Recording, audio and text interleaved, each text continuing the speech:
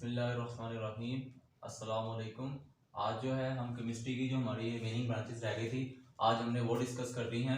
तो कल हमने 3 ब्रांचेस थी वो डिस्कस की थी। एक पहली थी फिजिकल केमिस्ट्री, सेकंड थी ऑर्गेनिक केमिस्ट्री और थर्ड थी इनऑर्गेनिक केमिस्ट्री।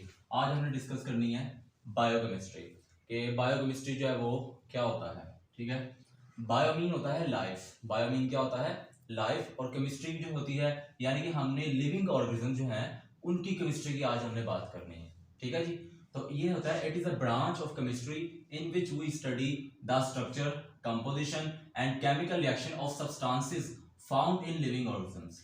कहते हैं जी केमिस्ट्री की वो ब्रांच है जिसमें हम लिविंग ऑर्गेनिज्म में पाई जाने वाली जो सब्सटेंसेस होती हैं उनके स्ट्रक्चर की, उनके कंपोजिशन की और उनके केमिकल रिएक्शंस की स्टडी करते हैं।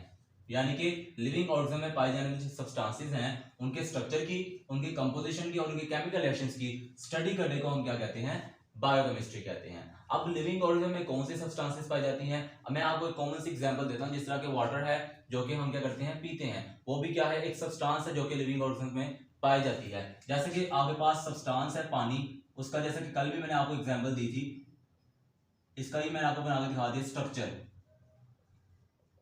यानी कि ये पानी का क्या है स्ट्रक्चर है, ये पानी का क्या है स्ट्रक्चर है।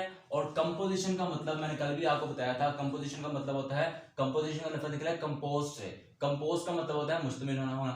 यानी कि आपका वाटर का मॉलिक्यूल जो है वो किन चीजों पर मुश्तमिल है। वाटर का मॉलिक्यूल देखें तो हमारे पास हाइड्रोजन, 2 हाइड्रोजन एटम्स पर और एक ऑक्सीजन एटम पर मुश्तमिल है। तो ये वाटर की क्या हो गई है, कंपोजिशन हो गई है। 2 चीजें होगी। और तीसरी है केमिकल रिएक्शन, यानी कि पानी का रिएक्शन की बात करेंगे, यानी कि पानी का अमोनिया के साथ रिएक्शन हो गया, पानी का जो है HCl के साथ रिएक्शन हो गया। ठीक है, ये इन सब चीजों की रिएक्शन आपके पास chemical reaction substances found in living organisms. ठीक है जी, तो आपके पास हमने क्या करना है, जैसे कि वाटर है उसके स्ट्रक्चर की, वाटर की स्ट्रक्चर की, वाटर की कंपोजिशन की और वाटर के जो केमिकल रिएक्शंस है उसकी स्टडी करने को हम क्या कहते हैं, बायोकेमिस्ट्री कहते हैं।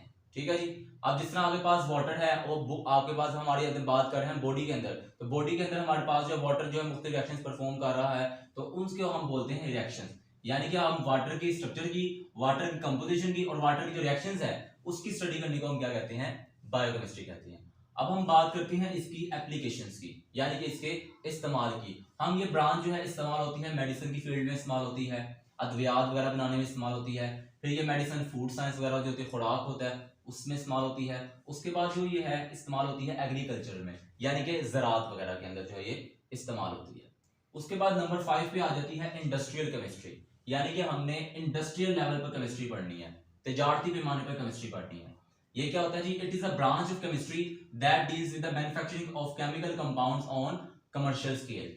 केमिस्ट्री की वो ब्रांच जिसमें हम कमर्शियल लेवल पर किसी केमिकल कंपाउंड की तैयारी पढ़ते हैं उसको हम क्या कहते हैं, इंडस्ट्रियल केमिस्ट्री कहते हैं। जैसा कि हम फॉर एग्जांपल हम बात करते हैं जी तजारती पैमाने पर कमर्शियल लेवल पर, यानी कि साबुन है वो बन रहा है, वो हम यानी कि हम कमर्शियल लेवल पर जो है साबुन क्या है कंपाउंड है उसकी प्रेपरेशन पढ़ रहे हैं, उसकी मैन्युफैक्चरिंग पढ़ रहे हैं, उसकी स्टडी को हम क्या कहेंगे, इंडस्ट्रियल केमिस्ट्री कहेंगे। ठीक है, तो उसने लिखा हुआ it is a branch of chemistry that deals with the manufacturing of chemical compounds on commercial scale. ठीक है जी, उसके बाद फिर रॉ मटेरियल लिखा हुआ, जैसे कि आपका फर्टिलाइजर, जैसे कि मैंने अभी आपको बताया फर्टिलाइजर खादें जो है वो इंडस्ट्रीज में बन रही हैं, तो तजारती पैमाने पर जो हम खादें हैं उसकी स्टडी करने को हम क्या कहेंगे, इंडस्ट्रियल केमिस्ट्री कहेंगे। सेकंड नंबर पे सोप आ जाता है, साबुन, जिसकी मैंने आपको अभी एग्जांपल दी। तीसरे नंबर पे आ जाता है टेक्सटाइल, टेक्सटाइल वगैरह होता है जी जहाँ पे आपके पास जो है ऊन वगैरह होता है, सिल्क वगैरह जो होता है, ये चीजें जो है इंडस्ट्रीज में बनती है उसको हम बोलते हैं टेक्सटाइल बोलते हैं। यानी कि सिल्क वगैरह जो बनता है, जो कपड़े वगैरह बनते हैं उसको हम बोलते हैं, उस इंडस्ट्री को बोलते हैं टेक्सटाइल इंडस्ट्री, और जो चीजें बनती है उसको बोलते हैं टेक्सटाइल्स बोलते हैं। उसके बाद आ जाता है पेंट्स आ जाता है। यानी कि ओवरऑल जितनी भी चीजें हैं तजारती पैमाने पे इन कंपाउंड्स की मैन्युफैक्चरिंग की स्टडी करने को हम क्या कहते हैं, इंडस्ट्रियल केमिस्ट्री कहते हैं। ठीक है जी, उसके बाद 6th ब्रांच है इसकी, वो है न्यूक्लियर केमिस्ट्री। वो कौन सी है, न्यूक्लियर केमिस्ट्री। उसमें वो कहता है जी it is a branch of chemistry that deals with the radioactivity, nuclear processes and the properties. ठीक है जी, ये केमिस्ट्री की वो ब्रांच है जिसमें हम न्यूक्लियस की प्रोसेसेस जो होते हैं उसकी स्टडी करते हैं, उसकी रेडियो एक्टिविटी की स्टडी करते हैं और उसकी प्रॉपर्टीज जो होती हैं उसकी स्टडी करते हैं। जैसा कि फॉर एग्जांपल आपके पास कोई एक, अब सबसे पहले हम बात करते हैं रेडियो एक्टिविटी। तो रेडियो एक्टिविटी का असल में मतलब क्या होता है, नेचर में कुछ एटम जो है वो ऐसे हैं जो कि अनस्टेबल है, वो मुख्तलिफ आपके पास जो है मुसलसल रेडिएशंस क्या कर रहे हैं, एमिट कर रहे हैं। मुसलसल रेडिएशंस क्या कर रहे हैं, एमिट कर रहे हैं। तो उन आपके पास रेडिएशंस एमिट करने को हम क्या बोलते हैं, रेडियो एक्टिविटी बोलते हैं। और उस प्रोसेस को क्या नाम देते हैं, रेडियो एक्टिव प्रोसेस का नाम देते हैं। ठीक है जी, मैंने आपको बताया नेचर में कुछ एटम ऐसे हैं जो कि आपके पास अनस्टेबल है और मुसलसल रेडिएशंस क्या कर रहे हैं, एमिट कर रहे हैं। तो इस प्रोसेस को हम बोलते हैं रेडियो एक्टिविटी, और रेडिएशंस एमिट करने को हम क्या बोलते हैं, रेडियो एक्टिविटी बोलते हैं। जैसा कि आपके पास इसके अगर हम एग्जांपल लें तो यूरेनियम है।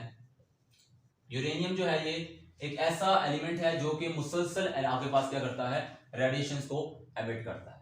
ठीक है जी, तो यानी कि हम क्या करेंगे आपके पास रेडियो एक्टिविटी की स्टडी को, और न्यूक्लियर प्रोसेस यानी कि न्यूक्लियस है उसके प्रोसेसेस जो हो रहे हैं उनके प्रोसेसेस की स्टडी करने को, एंड प्रॉपर्टीज, और न्यूक्लियस जो है उसके आपके पास जो है उसकी प्रॉपर्टीज जो है, खसूसियात जो है, इन सब की स्टडी करने को, यानी कि रेडियो एक्टिविटी की, न्यूक्लियर प्रोसेस और उनकी खसूसियात की स्टडी करने को हम क्या कहते हैं, न्यूक्लियर केमिस्ट्री कहते हैं। ठीक है जी, उसके बाद इसकी भी कुछ एप्लीकेशंस आ जाते हैं, इसके भी कुछ इस्तेमाल आ जाते हैं, यानी कि रेडियो थेरेपी है। पहला है रेडियोथेरेपी। रेडियोथेरेपी का मतलब होता है ट्रीटमेंट विद रेडिएशन, यानी कि रेडिएशन के थ्रू जो हम ट्रीटमेंट करते हैं उस मेथड को हम क्या बोलते हैं, रेडियोथेरेपी बोलते हैं। अब ये आपके पास मेथड जो है बहुत से हम रेडिएशन, जहाँ बहुत सी ऐसे काम है जिसमें हमारा रेडिएशन का इस्तेमाल होता है। जैसा कि अगर हम बात करें कैंसर की, कैंसर क्या होता है, अनकंट्रोल्ड डिवीजन ऑफ सेल को हम क्या बोलते हैं, कैंसर बोलते हैं। तो यानी कि हम सेल को कंट्रोल में लाने के लिए उसके ऊपर क्या मारते हैं, रेडिएशन मारते हैं। क्या मारते हैं, रेडिएशन मारते हैं। यानी कि रेडिएशन के साथ जो ट्रीटमेंट किया जाता है उसको हम क्या बोलते हैं, रेडियोथेरेपी बोलते हैं। ठीक है जी, उसके बाद आ जाता है प्रेजर्वेशन ऑफ फूड, फूड को प्रिजर्व करने में, कि फूड जो है, खुराक जो है वो खराब ना हो, तो उसमें भी हम क्या करते हैं, न्यूक्लियर केमिस्ट्री का इस्तेमाल है। उसके बाद आता है जनरेशन ऑफ इलेक्ट्रिसिटी, या इलेक्ट्रिसिटी जो हम जनरेट करते हैं वो भी हम इसी ब्रांच के थ्रू करते हैं, इसी मेथड के थ्रू करते हैं। ठीक है जी, तो ये इसके तीन एप्लीकेशन है, रेडियोथेरेपी यानी कि treatment with radiations, preservation of food and generation of electricity. उसके बाद अगर हम 7 ब्रांच की बात करें तो वो है इन्वायरमेंटल केमिस्ट्री, यानी कि इन्वायरमेंट की केमिस्ट्री की हमें स्टडी करनी है, इन्वायरमेंट की केमिस्ट्री की बात करनी है। अब इन्वायरमेंटल केमिस्ट्री क्या होता है, it is a branch of chemistry in which we study about components of the environment. पहले हम आदि जो है इसकी बात कर लेते हैं कि इसका क्या मतलब होता है। कहते हैं केमिस्ट्री की वो ब्रांच है जिसमें हम इन्वायरमेंट के कंपोनेंट्स की स्टडी करते हैं, इन्वायरमेंट के कंपोनेंट की स्टडी करते हैं। इन्वायरमेंट के जो इन्वायरमेंट में कंपोनेंट्स हैं दो तरह के होते हैं, इन्वायरमेंट के दो कंपोनेंट्स होते हैं, एक होता है बायोटिक कंपोनेंट और एक होता है एबायोटिक कंपोनेंट। बायोटिक कंपोनेंट में जानदार आते हैं जिसमें हम भी शामिल है, और एबायोटिक कंपोनेंट में आपके पास बेजान चीजें आती हैं, जिस तरह के आपके पास मैं लिख देता हूं बेजान चीजें, यानी कि इसमें आपके पास शामिल है सॉइल हो गया, ठीक है जी, वाटर हो गया, ये सारी चीजें क्या है, बेजान कंपोनेंट है। ठीक है जी, तो आपके पास इसमें हम क्या करते हैं, एनवायरनमेंट की कंपोनेंट्स की स्टडी करते हैं। और दूसरा and the effect of human activities on the environment, और ह्यूमन जो एक्टिविटीज है, हम जो एक्टिविटीज परफॉर्म कर रहे हैं, मुख्तलिफ काम कर रहे हैं, उसका एनवायरनमेंट पे क्या इफेक्ट हो रहा है, इसकी बात करते हैं। अब मतलब कि क्या मतलब है कि हमारी एक्टिविटीज का एनवायरनमेंट पे क्या इफेक्ट है, इसका मतलब क्या है। फॉर एग्जांपल हम आपके पास जो है क्या कर रहे हैं जी, हम इंडस्ट्रीज वगैरह लगाई हुई हैं, ठीक है, इंडस्ट्री से आपके पास पता है मुख्तलिफ जो केमिकल्स हैं वो रिलीज होते हैं, जैसा कि नाइट्रोजन डाइऑक्साइड हो गया वो रिलीज होता है, और आपके पास जो है सल्फर डाइऑक्साइड होता है वो रिलीज होता है। तो ये सल्फर डाइऑक्साइड और नाइट्रोजन डाइऑक्साइड वगैरह जो है ये बारिश के साथ जो है, बारिश के पानी के साथ जो मिलते हैं, यानी कि वाटर के साथ मिलते हैं, तो उसके रिजल्ट में किसमें चेंज हो जाता है, आपके पास जो सल्फर डाइऑक्साइड है वो चेंज हो जाता है जी, सल्फ्यूरिक एसिड के अंदर चेंज हो जाता है, और नाइट्रोजन डाइऑक्साइड जो है वो चेंज हो जाता है नाइट्रिक एसिड के अंदर चेंज हो जाता है। ठीक है जी, तो ये हमारी जो आपके पास जो है क्या कहते हैं, ह्यूमन एक्टिविटीज हैं, उसके एनवायरनमेंट पे क्या है, इफेक्ट है। यानी कि हम क्या करते हैं, एनवायरनमेंट की कंपोनेंट्स की और ह्यूमन एक्टिविटीज का एनवायरनमेंट पे क्या इफेक्ट है उसकी स्टडी करने को हम क्या कहते हैं, एनवायरमेंटल केमिस्ट्री कहते हैं। ठीक है जी, अब इसके बाद आ जाता है इसका relation of industrial chemistry with other sciences, के मतलब इंडस्ट्रियल केमिस्ट्री जो है उसका दूसरी साइंसेस के साथ जो है क्या रिलेशन है, क्या ताल्लुक है, मतलब वो किस तरह से आपस में जो है उनके साथ जुड़ी हुई है। जैसा कि फर्स्ट अगर हम बात करें बायोलॉजी, आपके पास जिसमें बायोलॉजी में बायो का मतलब होता है लिविंग ऑर्गेनिजम्स,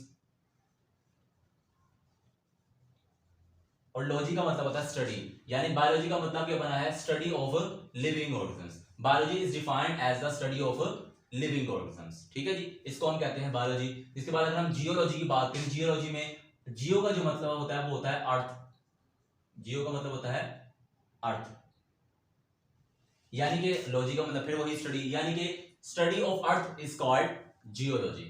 उसके बाद आ जाता है इकोलॉजी। अब इकोलॉजी क्या होता है, आपके पास जो है study of inter relationship between organisms and their environment is called ecology. Organisms और एनवायरनमेंट के दरमियान में जो रिलेशनशिप है ना, उसे हम क्या बोलते हैं, इकोलॉजी बोलते हैं। ठीक है जी, एनवायरनमेंट, जो सारा एनवायरनमेंट है और ऑर्गेनिजम्स के दरमियान में जो रिलेशनशिप है उसको हम क्या बोलते हैं, इकोलॉजी बोलते हैं। और उसके बाद जो है इसका दूसरी साइंस यानी कि सोइल और वाटर से जो है वो क्या रिलेशनशिप है, इसकी हम बात करते हैं कि सोइल जो है मिट्टी हो गया और वाटर जो है पानी हो गया। ठीक है जी। उसके बाद लास्ट इसकी ब्रांच आ जाती है एनालिटिकल केमिस्ट्री, जिसमें एनालिटिकल का जो वर्ड है, एनालिटिकल का वर्ड निकला है एनालिसिस से। एनालिसिस, एनालिसिस का मतलब होता है तज्जिया करना। जैसे कि आपके पास न्यूज रिपोर्टर वगैरह होते हैं, वो बैठे होते हैं, उसको उनको कोई बात पता चलती है, कोई सियासतदान की बात पता चलती है, तो उसमें तज्जियाकार बैठे होते हैं, जो सीनियर तज्जियाकार होते हैं वो उसमें तज्जिया दे रहे होते हैं, वो अपने बता रहे होते हैं ये क्या चीज थी, इसके मुताबिक क्या कहा गया, इसमें क्या बात थी, मतलब अपना तज्जिया बता रहे होते हैं। ठीक है, तो इस चीज को हम बोलते हैं एनालिसिस यानी कि तज्जिया करना।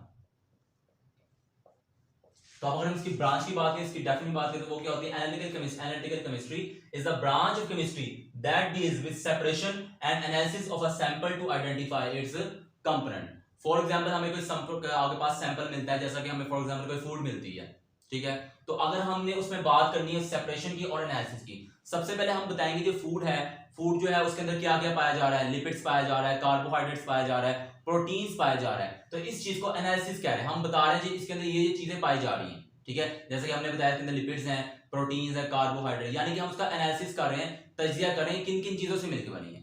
और दूसरा आ जाता है सेपरेशन, जब हमें पता चल जाता है ये चीज इन चीजों से मिलकर बनी है, बाद में हम क्या करते हैं, लिपिड्स जो है उसको अलग कर लेते हैं, अगर कार्बोहाइड्रेट उसको अलग कर लेते हैं, प्रोटीन्स है उसको अलग कर लेते हैं। इस चीज को हम बोलते हैं सेपरेशन। यानी कि सबसे पहले हम एनालिसिस करेंगे, सबसे पहले हम ये बताएंगे आपके पास जो फूड है वो किन चीजों से मिलकर बनी है, उसके बाद सेकंड नंबर पे जाके आएगी सेपरेशन। बुक में ये लिखा हुआ पहले सेपरेशन, लेकिन पहले हम एनालिसिस करते हैं, उसके बाद हम क्या करते हैं, सेपरेशन करते हैं। ठीक है जी, तो यानी कि जो हमें सैंपल मिला है, जो भी चीज मिली है उसकी हमने एनालिसिस करना है, और उसकी सेपरेशन जो है उसकी स्टडी करने को हम क्या बोलते हैं, एनालिटिकल केमिस्ट्री बोलते हैं। ठीक है जी, इसकी आगे मजीद दो टाइप्स आ जाती हैं, जैसे कि क्वालिटेटिव एनालिसिस है। क्वालिटेटिव एनालिसिस में मैंने बताया है, क्वालिटेटिव एनालिसिस डेफिनेशन क्या होती है, qualitative analysis provides the identity of a substance, composition of chemical species. जिस तरह मैंने अभी आपको बताया है कि फॉर एग्जांपल आपको फूड मिली है, ठीक है, फूड में आपने ये बताना है जी फूड के अंदर कौन कौन सी चीजें प्रेजेंट है, जैसे कि लिपिड्स प्रेजेंट है, आपके पास कार्बोहाइड्रेट्स प्रेजेंट है, प्रोटीन्स प्रेजेंट है, फैट्स प्रेजेंट है। तो इस चीज की आप आइडेंटिटी कर रहे हो कि इसके अंदर ये चीजें प्रेजेंट है। ठीक है, तो इस चीज को हम क्या बोलते हैं, क्वालिटेटिव एनालिसिस बोलते हैं। यानी कि हम तज्जिया कर रहे हैं कि इसके अंदर लिपिड्स है, लिपिड्स के तज्जिए को, कार्बोहाइड्रेट के तज्जिए को, प्रोटीन्स के तज्जिए को, इस चीज को हम क्या बोलते हैं, क्वालिटेटिव एनालिसिस बोलते हैं। ठीक है जी, उसके बाद आ जाती है क्वांटिटेटिव एनालिसिस। क्वांटिटेटिव एनालिसिस में जो वर्ड क्वांटिटेटिव है वो निकला है क्वांटिटी से। वो कहां से निकला है, क्वांटिटी। जैसे कि आप लोग जानते हैं क्वांटिटी का मतलब क्या होता है, मिकदार यानी कि अमाउंट। अब हमने quantitative analysis determines the amount of each component present in the sample. अब हमने ये तो बता दिया जी जो हमें फूड मिली है उसके अंदर कार्बोहाइड्रेट भी है, प्रोटीन्स भी है, लिपिड्स भी है और फैट्स भी है। अब हमारा जो प्रोसीजर होगा वो हमारे पास ये होगा कि हमने अब ये बताना है कि कार्बोहाइड्रेट कितनी अमाउंट में है। ठीक है, फॉर एग्जांपल हम कहते हैं जी कार्बोहाइड्रेट 2 ग्राम कार्बोहाइड्रेट है, फिर हम कहते हैं 2 ग्राम आपके पास प्रोटीन है, 2 ग्राम हम कहते हैं जी लिपिड्स है। तो इसकी अमाउंट बता रहे हैं, यानी कि जो आगे सैंपल मिला है, फूड मिली है, पहले आपने उसकी आइडेंटिटी बताई कि ये चीजें प्रेजेंट है, अब आप बता रहे हो कितनी क्वांटिटी में प्रेजेंट है। इस चीज को हम क्या बोलते हैं, क्वांटिटेटिव एनालिसिस बोलते हैं। यानी कि जो आपको सैंपल मिला है, फूड मिली है, उसमें जो चीजें प्रेजेंट है उसकी आप मिकदार बता रहे हो, उस चीज को हम क्या बोलते हैं, क्वांटिटेटिव एनालिसिस बोलते हैं। ठीक है जी, उसके बाद आखिर इसका स्कोप है, फूड है, जैसा कि मैं ऊपर डिस्कस कर चुका हूं, यानी कि स्कोप है फूड में हम इसकी जो क्वालिटी आगे पास जो ब्रांच है को आगे पास एनालिटिकल केमिस्ट्री, इसकी बात करते हैं। वाटर है, पानी के मॉलिक्यूल है, उसमें बात जिस तरह पानी का मॉलिक्यूल है, इसकी भी आप एग्जांपल ले रही है, इस तरह के पानी का मॉलिक्यूल है। आप बता आपको कोई चीज देता है, फॉर एग्जांपल आपको पहले समझ ले, आपको पहले नहीं पता जी पानी है, आप बाद में फॉर एग्जांपल कोई चीज मिक्स हुई है बीच में, ठीक है, तो आप बता दीजिए इसके अंदर पानी प्रेजेंट है और इसके अंदर फॉर एग्जांपल कोई और चीजें जो है वो प्रेजेंट है। जैसा कि आगे हम कहते हैं जी कोई सोल्यूशन मिल गया आपको, ठीक है, आपके पास सोल्यूशन मिल गया, उसमें कोई चीजें प्रेजेंट है, आप कहोगे इसके अंदर एक तो ये इसका उसको पानी कहेंगे और दूसरी चीजें फॉर एग्जांपल नमक डाला हुआ है, आप कहोगे इसको नमक कहेंगे। ठीक है, तो ये आगे पास होता है क्वालिटी, और आप बाद में मिकदार बताओगे कि वाटर कितनी क्वांटिटी में है और उसके बाद जो सॉल्ट है वो कितनी क्वांटिटी में है, तो वो आपके पास वाटर हो गए। इसमें भी हम दोनों की बात कर ली। लास्ट पे आ जाता है एनवायरमेंटल एंड क्लिनिकल एनालिसिस, यानी कि ये भी वही है, एनवायरमेंट जो आगे पास जो चीजें पाई जा रही हैं, वाटर वगैरह पाई जा रहा है और जो चीजें पाई जा रही है उसके एनालिसिस को हम क्या बोलते हैं, एनवायरमेंटल एंड क्लिनिकल एनालिसिस बोलते हैं। तो ये सारी जो थी आपके पास 8 ब्रांचेस थी, जो कि हमने 3 जो है कल डिस्कस कर ली थी, बाकी जो 5 रह गई थी वो हमने आज डिस्कस करी। तो आप